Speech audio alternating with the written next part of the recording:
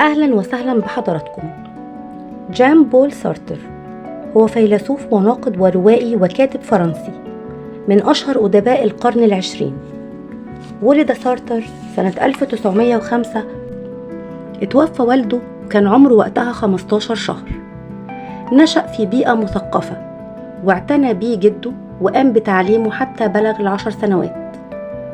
وفي عام 1917 ذهب لباريس في سن 15 سنة ليتلقى العلاج واستمر هناك. عشق سارتر القراءة ودخل الأدب في وقت مبكر جدا، وفي سن 17 من عمره التحق بمدرسة هنري الرابع الثانوية في باريس. وفي سنة 1924 التحق سارتر بالمدرسة العليا في باريس وحصل منها على شهادة عليا في علم الفلسفة. سنة 1929 وهو نفس العام اللي التقى فيه بالكاتبة والمفكرة والفيلسوفة والناشطة السياسية الفرنسية سيمون دي بوفوار، التي أسس معها حوارا فكريا وعلاقة عاطفية قوية امتدت لآخر يوم في حياته. وفي سنة 1931 اتعين سارتر أستاذ للفلسفة ونشر أول رواية ليه بعنوان الغثيان سنة 1938، واللي كانت بتهدف إلى تقديم التجربة الفلسفية للوجود.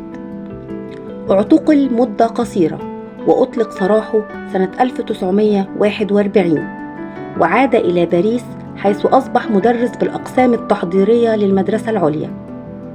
وفي سنة 1943 نشر نظريته الفلسفية الشهيرة الوجود والعدم، والتي جعلت منه مثقف منخرط في قضايا سياسية. هذه النظرية كانت أساس لمسرحياته الذباب ومسرحية خلف الأبواب الموصدة.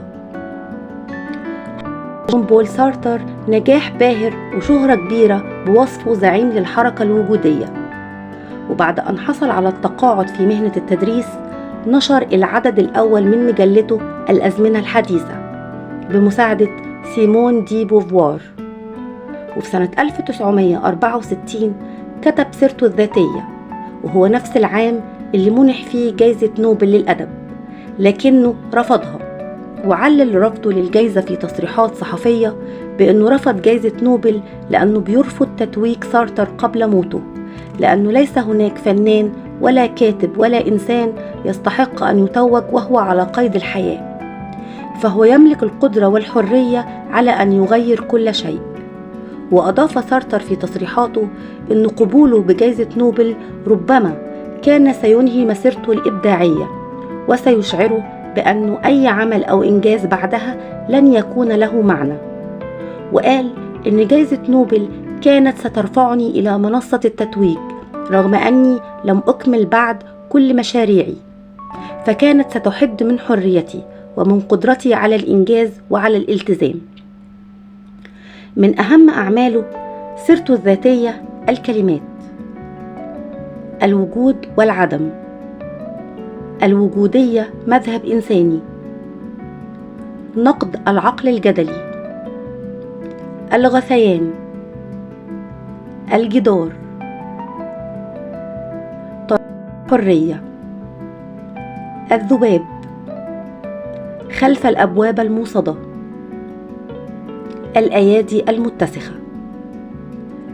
توفي ناهز 75 سنة تاركا وراءه إرثا ثقافيا وأدبيا وفكريا كبيرا. والآن نترككم مع مختارات من أقواله، فلنتابع.